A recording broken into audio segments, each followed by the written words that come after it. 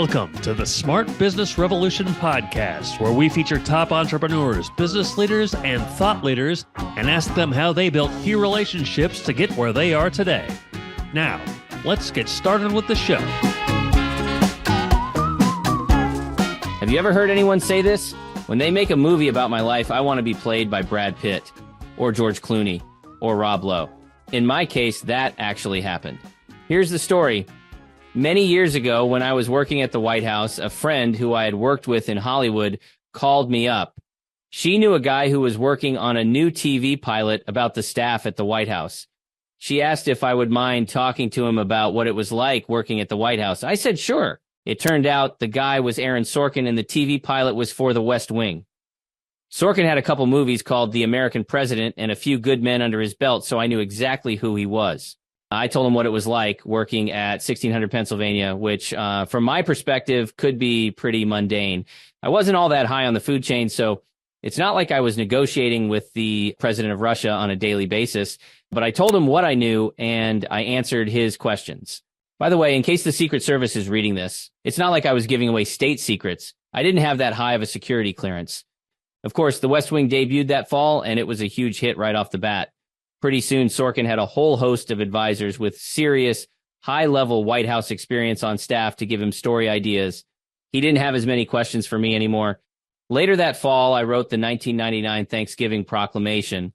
The Thanksgiving Proclamation is a largely ceremonial essay issued by the president each year. Back in the Pony Express days, before TV and radio and the interwebs, the Thanksgiving Proclamation used to have more historical significance. It had been first issued by President George Washington, and the proclamation issued by President Abraham Lincoln during the Civil War had been credited with helping to heal the rift between the North and the South. Back then, presidents didn't have a huge staff, and so they didn't have young staffers like me to delegate their writing to. I remember sitting down to write the proclamation in my office in the basement of the old executive office building, picturing Presidents Washington and Lincoln sitting in the White House with a quill pen under candlelight, writing out their proclamations. Talk about some serious pressure.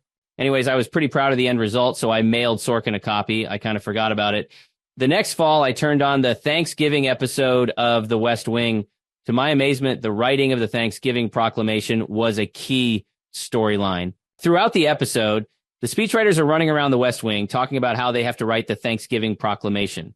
Then, in the climatic scene, President Bartlett, played by Martin Sheen, turns to read a line from the Thanksgiving Proclamation right before walking out into the Rose Garden to proclaim Thanksgiving. And he reads the exact first line from my 1999 Thanksgiving Proclamation, word for word.